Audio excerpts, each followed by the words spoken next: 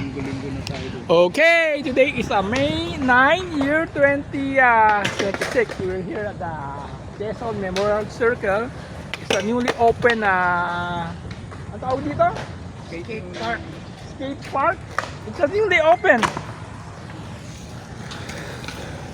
Balak lang namin to bring a radio control car. Ito, ewan ko kung pwede.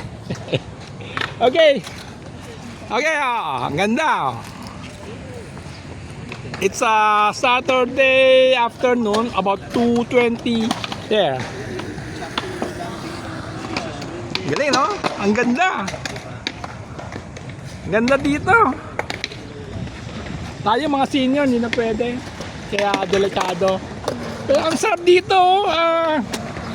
Ang sarap mag-jogging. Siguro early morning one time I will visit here. Then mag-jogging lang.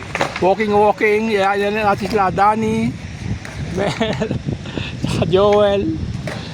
Okay. That's about it. Thank you.